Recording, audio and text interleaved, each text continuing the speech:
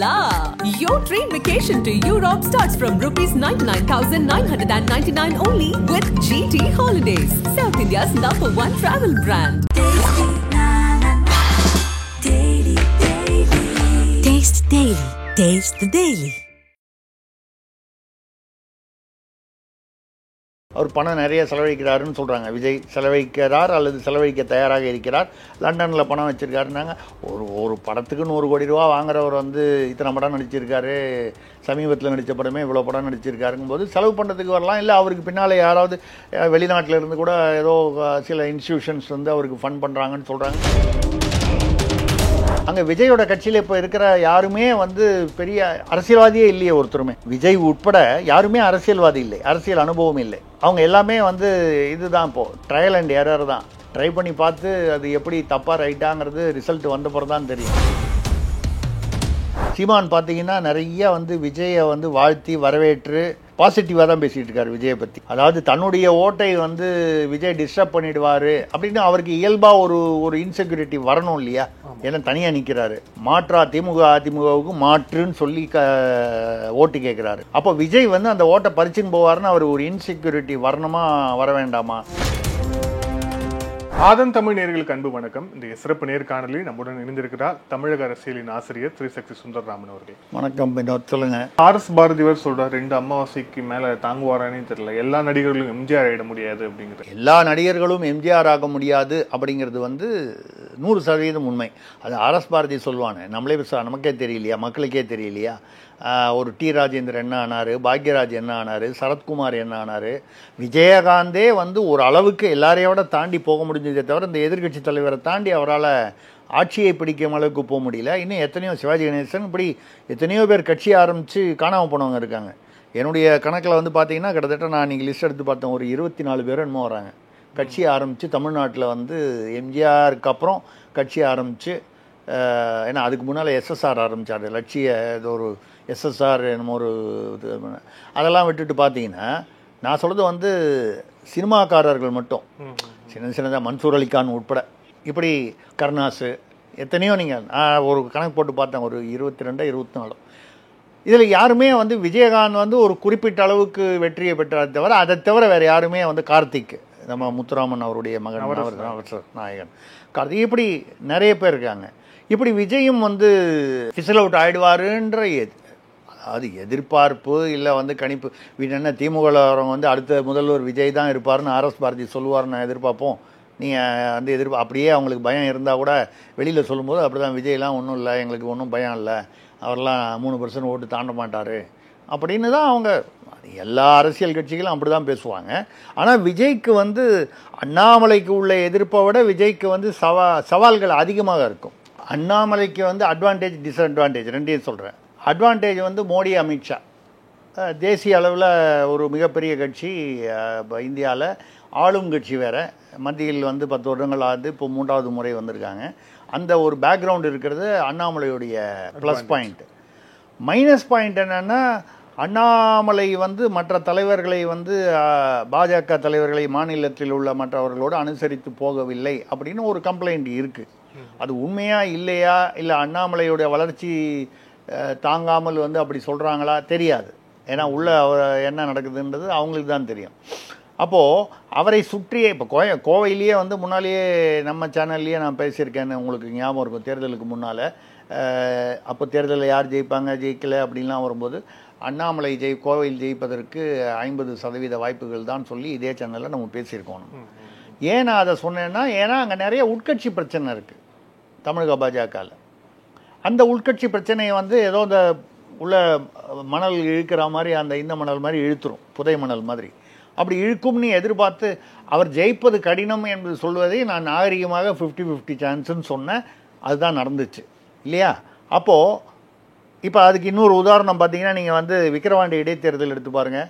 போன தடவை இருந்ததை விட கம்பேர் பண்ணும்போது அதிமுகவுக்கு விழுந்த 50,000 வாக்குகள் திமுகவுக்கு போயிருக்கு. பாஜகவுக்கோ, அதாவது பாஜக கூட்டணியான பாமகவுக்கோ, இல்லை வந்து சீமான் கட்சிக்கோ, இல்லை நோட்டாவுக்கோ, இல்லை வேறு யாருக்கோ போகல. சுயேட்சைக்கு பெருசாக போகாது. இருந்தாலும் எதுக்காக நான் வந்து சொல்கிறேன்னா, பாமகவுக்கு போயிருக்கலாமே. பாஜக இந்துத்துவா அப்படின்னு சில பேருக்கு பிடிக்கலன்னு வச்சுக்கிட்டா கூட பாமகங்கிறது ஒரு லோக்கல் கட்சி, அந்த வகையில் அது தேசிய கட்சி, இந்தி கட்சின்னு வச்சுங்க பாஜக அப்படின்னு சொல்கிறவங்க இருக்காங்க. அப்போது போல அப்படின்னா அப்போ என்ன இதே தியரி தான் வருது. திமுக அதிமுகவை தாண்டி மூன்றாவது கட்சி வருவதை அவர்கள் இருவருமே விரும்பவில்லை. அந்த பிரச்சனை தான் அண்ணாமலைக்கு. அந்த பிரச்சனை அண்ணாமலைக்கு ப்ளஸ் பாயிண்ட் வந்து மத்திய அரசு பாஜக, மத்தியில் பாஜக, மைனஸ் பாயிண்ட்டு உள்குத்து. விஜய்க்கு அந்த ப்ளஸ்ஸும் இல்லை, இந்த மைனஸ் உள்குத்து இல்லை. ஆனால் அவருக்கு களம் புதிது. இப்போ கொடி அவர் புதுசாக கொண்டு வராருன்னா அவருக்கு கைடன்ஸ் கொடுக்குற ஒரு புஷி ஆனந்துங்கிறவர் வந்து ஒரு பெரிய அரசியல்வாதி ஒன்றும் இல்லை. அவருடைய ரசிகர் மன்றத்தில் அவர் வந்து தலைவராக இருந்திருக்காரு. ஸோ ரசிகர் மன்ற நிர்வாகத்தில் அவர் திறமையாக இருக்கலாம். ஆனால் கள அரசியலில் ஈடுபட்டவர் இல்லை. அங்கே விஜயோட கட்சியில் இப்போ இருக்கிற யாருமே வந்து பெரிய அரசியல்வாதியே இல்லையே. ஒருத்தருமே விஜய் உட்பட யாருமே அரசியல்வாதி இல்லை, அரசியல் அனுபவம் இல்லை. அவங்க எல்லாமே வந்து இதுதான் இப்போது ட்ரையல் அண்ட் எரர் தான். ட்ரை பண்ணி பார்த்து அது எப்படி தப்பாக ரைட்டாங்கிறது ரிசல்ட் வந்தப்பறம் தான் தெரியும். அந்த வகையில் வரும்போது இந்த கொடியை வந்து இன்னும் கொஞ்சம் கவனத்தோடு இதெல்லாம் இப்போ இந்த வாகை மலர் வந்து அது வந்து தூங்குமூஞ்சி வாகை அப்படின்னு சொல்கிறாங்க. வெற்றி வாகை இல்லை, வெற்றி வாகைன்னா பச்சை கலரில் வரும், பச்சையும் வெள்ளையமாக இருக்கும். இது வந்து பிங்க்கும் அந்த வெள்ளையமாக இருக்கிறது வந்து தூங்குமூஞ்சி வாகைன்னு பேர். இப்போ அது சொல்லும்போதே ஒரு தூங்குமூஞ்சி வாகை அப்படின்னு சொல்லும்போதே நெகட்டிவான ஒரு கனோட்டேஷன் கொடுக்குது. ஸோ அதே மாதிரி அது 2 யானை வந்து பிஎஸ்பி வந்து கோர்ட்டில் போட்டிருக்காங்க. சப்போஸ் வந்து எலெக்ஷன் கமிஷன் வந்து அதை ஏற்றுக்கிட்டு இல்லை கோர்ட் மூலமாக போய் வந்து யானை படம் போகக்கூடாதுன்னு மறுபடியும் குதிரை படம் மாற்றணும், உதாரணமாக சொல்கிறேன், இல்லை வேறு ஒரு படம் மாற்றணும், இல்லை யானை ஏதாவது ஒரு வித்தியாசத்தை காமிச்சு பண்ணணும். இப்போது குழப்பங்கள் அதிகமாகும். முதல்ல உள்ளே வரும்போது அப்போ இந்த அச்சுறுத்தல்கள், சவால்கள் அவருக்கு அதிகமாக இருப்பதற்கு காரணம் வந்து விஜயை மற்ற கட்சிகளால் கணிக்க முடியவில்லை. 10% ஓட்டுன்னு சொல்கிறாங்க, 10ன்றது 12 கூட வரலாம் அவங்களே எதிர்பார்க்குற மாதிரி. இல்லை என்னை பொறுத்த வரைக்கும் ஒரு 5%க்கு கீழே கூட நின்று போயிடலாம். எல்லாரும் வந்து ஹீரோவாக வந்து வந்ததுனால வந்து அப்படியே ஜெயிச்சுருவாங்க அப்படின்னு சொல்ல முடியாது. அதாவது சினிமாவில் உள்ளது வந்து அரசியல். எம்ஜிஆர் அதுதான் சொன்னேன், இப்போ ஆர்எஸ் பாரதி அதுதான் சொல்கிறார், எல்லாருமே எம்ஜிஆர் ஆகிவிட முடியாது. விஜயகாந்த் அவர்கள் இருக்கும்பொழுது கூட அவரை கருப்பு எம்ஜிஆர், சின்ன எம்ஜிஆர்லாம் வந்து சொல்லி போஸ்டர்லாம் அடித்து ஓட்டினாங்க. ஆனால் அது எம்ஜிஆருக்கு இணையாக வந்து விஜயகாந்த் வந்து விட முடியவில்லை. ஏதோ ஒரு அளவுக்கு வர முடிஞ்சதே தவிர வரல. அப்போது எம்ஜிஆருங்கிறது வந்து ஒரு பெரிய ஒரு சகாப்தம், ஒரு எக்ஸெப்ஷன், விதிவிலக்கு. வேறு யாருமே வந்து அப்படி வந்தவர் வந்து அந்த மாதிரி கட்சி ஆரம்பித்த உடனே ஆட்சிக்கு வந்தது வந்து ஒன்று எம்ஜிஆர் இந்த பக்கம், ஒன்று ஆந்திராவில் என்டி ராமராவ். நீங்கள் 2 பேருமே பார்த்தீங்கன்னா கல்ட், CULT இங்கிலீஷில் கல்ட்டுன்னு சொல்லுவாங்க.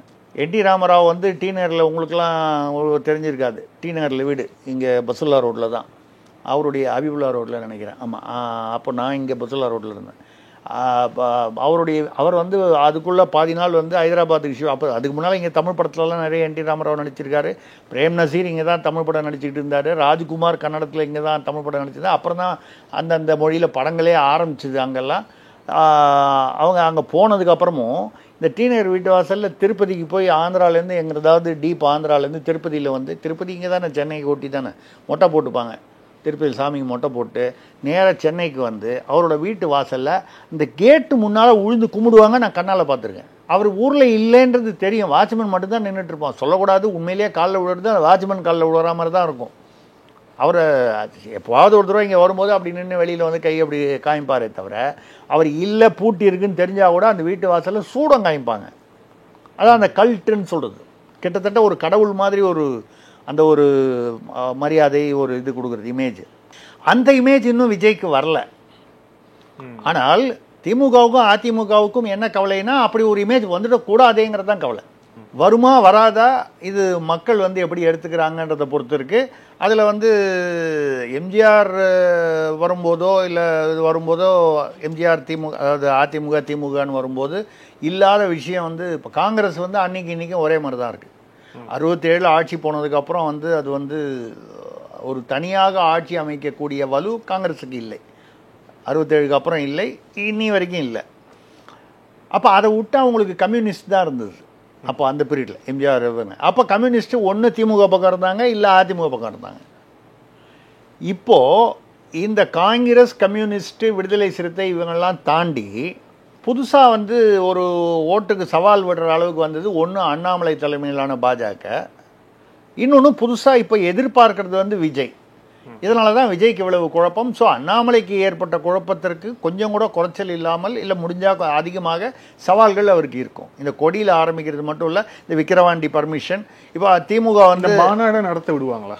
ஏன்னா இவங்க தான் ஆளுங்கட்சியா இருக்கிறாங்க. இல்ல அது நடத்த விட்டுருவாங்க. முன்பாக வந்து லியோவுடைய அந்த ஆடியோ லான்ச்சே வந்து சென்னையில நேரு ஸ்டேடியம் திட்டமிட்டு இருந்து அதுக்கப்புறம் வந்து அது வந்து நடக்க முடியாம தயாரிப்பு நிறுவனம் அப்படியே போயிட்டாங்க. ஸோ வந்து இப்போ இந்த மாநாடு, அரசியல் மாநாடு நடக்குமா விக்கிரவாண்டியில? இல்லை, அதாவது இந்த விஷயத்தில் வந்து உங்களுக்கு ஞாபகப்படுத்த விரும்புகிற தலைவான்னு ஒரு படம் விஜய் வந்து வந்தது. ஆமாம், time to lead, time to lead அப்படின்னு ஒரு டேக்லைன் போட்டு வந்தது. அது வந்த உடனே அந்த அம்மா ஜெயலலிதாவுக்கு வந்து கோவம் வந்துடுச்சு.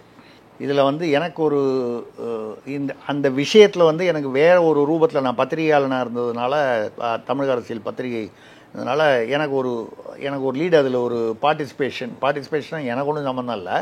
பட் எனக்கு அதில் இன்ஃபர்மேஷன் சிலது வந்து மற்றவங்களுக்கு தெரியாத சில இன்ஃபர்மேஷன் எனக்கு அப்போ அது தெரிந்தது. அந்த டேக்லைனுக்காக வந்து இந்த படத்தை வெளியில் வர விடலை அந்த அம்மா. எப்போ ஜெயலலிதா இருக்கும் பொழுதே அப்போ வந்து எனக்கு நினைவிருக்கிறது, அந்த காலத்தில் ரோஹிணி இன்டர்நேஷ்னல் ஹோட்டல் பாண்டி பஜாரில் நம்ம விஜயகாந்தெல்லாம் அங்கே தான் பர்மனெண்ட்டாக தங்கியிருப்பார் ஒரு காலத்தில். அந்த ரோஹிணி ஹோட்டலோட ஓனர், அப்புறம் இந்த செக்கர்ஸ் ஹோட்டல்னு அந்த லிட்டில் மவுண்ட்டில் வச்சாங்க. அவருடைய பையன் தான் வினோஜ். இப்போது இதில் பிஜேபியில் சென்ட்ரல் மெட்ராஸில் நின்னார் தயாநிதிமாறனை எதிர்த்து. அந்த ரோஹிணி பன்னீர்செல்வம் சொல்லி சரத்குமார், நடிகர் சரத்குமார், அப்பொழுது அவர் திமுகவில் கொஞ்ச நாள் எம்பியாக இருந்தார், அப்புறம் மாறி வந்தார், தனி கட்சி வச்சார், கொஞ்ச நாள் பாஜகவோட கூட்டணி இருந்தது, மாறி இருந்தார். அந்த வகையில் வந்து அவர் வந்து சொல்லி, அப்போ அவர் ஜெயலலிதாவுடன் அதிமுகவுடன் இணக்கமாக இருந்தார். யார்? சரத்குமார். இவங்க ரெண்டு பேரும் சொல்லி அந்த அம்மாவை நீங்கள் கொடநாட்டில் போய் பாருங்கள், அவங்கக்கிட்ட ஒரு மனு, அதாவது ரிக்வெஸ்ட் பண்ணிங்கன்னா அவங்க வந்து பண்ணுறேன்னு இருக்காங்க அப்படின்னு சொல்லி எஸ்ஏ சந்திரசேகர் அவர்களும் விஜய் அவர்களும் போனாங்க குடநாட்டுக்கு. ஏங்க அது நடந்தது ஃபுல்லாக தெரியும். அங்கே உள்ளே நடந்தது என்னென்னால், அந்த குடநாட்டில் வந்து எல்லோரும் உள்ளே போயிட முடியாது காரில். அந்த கேட்டில் இறக்கி விட்டு அங்கேருந்து நடந்து போனோம். சும்மா ஒரு 2 கிலோமீட்டர் உள்ள, 1.5 கிலோமீட்டர் 2 கிலோமீட்டர் உள்ளே நடந்து தான் போனோம். யாராக இருந்தாலும் அம்மாவாக வந்து அவங்க காரை உள்ளே விடுன்னு சொன்னால் தான் வந்து அது ஜெயலலிதாவுடைய ஸ்டைல்னு ஒன்று இருந்தது, ஜெயலலிதா சசிகலா ஸ்டைல். அதில் வந்து உங்களை வெளியிலே நிற்க விட்டு அங்கேருந்து காரை நிறுத்திட்டு நடக்க விட்டாங்க. வந்த உடனே ஏதோ ஜெயலலிதா அவர்களை பார்த்து, முதலமைச்சரை பார்த்து ஒரு மனு கொடுத்து இதை கொஞ்சம் ரிலீஸ் பண்ண ஹெல்ப் பண்ணுங்கன்னு சொல்லிட்டு வாசலில் ஒரு பிஏ அமைச்சு வாங்கிட்டு அனுப்பிட்டாங்க. யாரை? விஜயையும் அவருடைய தந்தையையும். 100% உறுதியான செய்தி, எனக்கு ஆதாரங்களுடன் தெரியும். அப்போ நாங்கள் பத்திரிகையில் இதை வந்து போடவும் போட்டிருந்தோம். இது எதுக்காக நான் இப்போ சொல்கிறேன்னா, இந்த தலைவான்னு ஒரு, அதாவது தலைவன் டைம் டு லீடுன்னு ஒரு டேக்லைன் போட்ட உடனே அந்த இன்செக்யூரிட்டி வந்தது. யாருக்கு வந்தது? மிகப்பெரிய ஆளுமையாக இருக்கக்கூடிய, அப்போ விஜய் வந்து அப்புறம் தான் ராகுல் காந்தியை போய் பார்த்தாரு. அந்த நிகழ்ச்சிக்கு அப்புறம் தான் ராகுல் காந்தியை போய் பார்த்தாரு. அது காங்கிரஸ் சார்பாக அவர் வந்து காங்கிரஸில் இணைந்து ஒரு ஏதாவது பண்ணலாமா, இல்லை ஒரு கட்சி ஆரம்பித்து காங்கிரஸுக்கு சப்போர்ட்டாக பண்ணலாமான்னு பார்த்து, அது அந்த சமயம் சரியாக இல்லைன்னு ஏதோ ஒரு காரணத்தினால அவர் வந்து அதை தள்ளி போட்டார். அது இப்போ வந்திருக்கார். இப்போ எதுக்காக சொல்கிறேன்னா, ஜெயலலிதா போன்ற ஒரு ஆளுமைக்கே அந்த பயம் இருந்தது, இன்செக்யூரிட்டி இருந்ததுன்னா, இன்றைக்கி இருக்கக்கூடிய திமுக அதிமுக இரண்டுமே கலைஞர் திமுக இல்லை, ஜெயலலிதா அதிமுக இல்லை. அப்போது அவங்களுக்கு அந்த இன்செக்யூரிட்டி இன்னும் அதிகமாக தானே இருக்கும். இல்லை, இப்போ விஜயதரணி ஒரு விஷயம் சொல்லியிருக்காங்க. என்ன சொல்லியிருக்காங்கன்னா, ராகுல் காந்தி சொல்லிதான் விஜய் வந்து கட்சியை தொடங்கியிருக்காரு அப்படின்னு சொல்லியிருக்காரு. இப்போ நீங்கள் சொன்னீங்க இல்லையா, போய் ராகுல் காந்தியை போய் மீட் பண்ணாருன்னு. இவர் வந்து மீட் பண்ணி காங்கிரஸில் தனக்கு ஒரு பதவி வேணும் அப்படின்னு கேட்டதாகவும், ராகுல் காந்தி நீங்க தனியா கட்சி தொடங்குன்னு சொன்னதாகவும் வந்து சொல்லல. அதாவது ராகுல் சொல்லிதான் விஜய் தொடங்கல. அது விஜயதாரணி பிஜேபியில் இப்போ சேர்ந்ததுனால ஒரு முக்கியத்துவத்துக்காக சொல்லலாம். அவங்களுக்கு ஒன்றும் பதவி கிடைக்கலங்கிற ஒரு இதில் இருக்காங்க. அதை ஓப்பனாக அவங்களே சொல்லிட்டாங்க. அதனால இருக்கலாம். ஏன்னு கேட்டால் ராகுல் காந்தியை அவர் பார்த்தது வந்து பல வருடங்களுக்கு முன்னால். இப்போ ராகுல் காந்தி சொல்லி அப்போ ஓப்பன் பண்ணியிருக்கிறது கட்சி ஆரம்பிச்சிருந்தா அதை அப்போவே ஆரம்பிச்சிருக்கணும். மக்கள் இயக்கம்னு ஆரம்பித்து ஒரு இவ்வளோ வருஷங்கள் ஆயிருக்கு. ஒரு கால் ராகுல் காந்தி மக்கள் இயக்கம்னு முதல்ல ஒரு இயக்கமாக ஆரம்பிச்சுட்டு அப்புறம் அதை கட்சியாக மாற்றுங்கன்னு சொல்லி கூட சொல்லியிருக்கலாம். நம்ம இல்லைன்னு நம்ம நமக்கு தெரியாது. ஆனால் அப்படி இருப்பதற்கான வாய்ப்புகள் குறைவு. அப்படியா இருந்தால் அவர் காங்கிரஸோடு வந்து இணைந்து போகிறதுக்கு எந்த விதமான ஒரு ஒரு ஒரு அடையாளமும் இல்லை. ராகுல் காந்தி சொல்லி ஆரம்பித்தாருன்னா காங்கிரஸோடு இவர் வந்து இணைந்து இல்லை இணக்கமாக போவார் விஜய் அப்படிங்கிற ஒரு எந்த இதுவும் இல்லை. விடுதலை சிறுத்தை திருமாவளவன் வந்து அவரை போய் சந்திச்சிருக்காரு அப்படின்னு செய்தி வருது. அது மட்டும் இல்லாமல் அவர் வந்து விஜய் வந்து அதாவது வரவேற்று அப்படிங்கிற மாதிரி ஒரு வரவேற்ற மாதிரி ஒரு பாசிட்டிவான ஒரு நோட் கொடுத்துருக்காரு. அது என்னை பொறுத்த வரைக்கும் என்னென்னா திமுக கூட்டணியா இல்லையா அப்படிங்கிற பல ஒரு குழப்பத்தில் திருமாவளவன் இருக்கார்.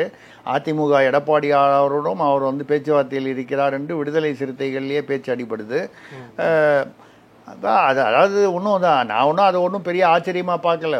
பல சமயங்களில் அதிமுக பக்கம் திருமாவளவன் இருந்திருக்காரு. பல சமயங்களில் வந்து சமீப காலமாக கொஞ்ச நாளாக வந்து அதிகமாக வந்து திமுக சைடில் இருக்கார், அவ்வளோதான்.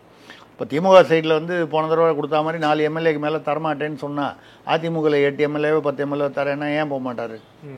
இது ஒரு இது. இப்போ விஜய் வந்து ஒரு பயங்கர ஹிட் ஆகிறாரு, ஒரு ஒரு ஒரு எதிர்பாராத ஒரு சுனாமி மாதிரி வராருன்னா அப்போ விஜயோட போய் சேர்வதற்கு நிறைய பேர் வந்து காத்திருப்பார்கள், விசிக உட்பட. இந்த மாதிரி இதெல்லாம் நடக்கக்கூடாதுன்னா நீங்கள் வந்து ஏன் இப்போ நீங்கள் கேட்டீங்க மாநாடு நடத்த விடுவாங்களான்னு. ஜெயலலிதா தலைமையிலான அதிமுக ஆட்சியாக இருந்தால் மாநாடு நடக்காது, நடந்திருக்காது. அவர் தலைகீழ் நின்னாலும் கோர்ட்டுக்கு போனாலும் அது என்ன பண்ணாலும் நடத்த விட்டுருக்க மாட்டாங்க. ஸ்டாலின் அவர்களுடைய தலைமையிலான திமுக வந்து கலைஞர் திமுக இல்லை. கலைஞரே கூட ஸ்டர்னாக இருப்பார். பட் அதே சமயம் கலைஞர் வந்து எந்த இடத்துல நூலை விடணும், எந்த இடத்துல இழுத்து பிடிக்கணும் கடிவாளத்தைங்கிறது கொஞ்சம் அவர் அதில் வந்து ஒரு ராஜதந்திரி. அதாவது ஜெயலலிதாவிடம் இருந்த அந்த பிடிவாதம் வந்து கலைஞர்கிட்ட கிடையாது.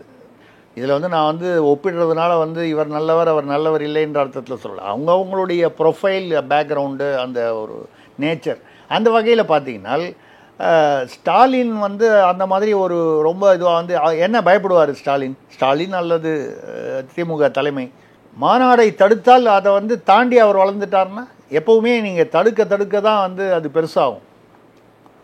நீங்கள் மாநாடை நடத்த விட்டு என்னுடைய கணிப்பில் என்ன செய்வாருங்கன்னா அன்றைக்கி விக்கிரவாண்டி பக்கம் போகிற பஸ்ஸெல்லாம் வந்து அன்றைக்கி மொத்தம் ஒரு காலையிலேருந்து கிராமங்கள்லேருந்து 10 பஸ்ஸு போகுதுன்னா 2 பஸ்ஸு மட்டும்தான் விடுவாங்க, 8 பஸ்ஸை நிறுத்திடுவாங்க. கேட்டால் ரிப்பேர்னு ஷெட்டில் வச்சுருவாங்க, டிரைவர் வரலன்னு சொல்லிவிடுவாங்க, லீவ் போட சொல்லுவாங்க. மக்களை நீங்கள் அந்த மாநாட்டில் வந்து எவ்வளோ பேர் வந்தாங்கங்கிறது தானே ஒரு வெற்றியின் அடையாளம், ஒரு ஒரு ஸ்டார்ட்.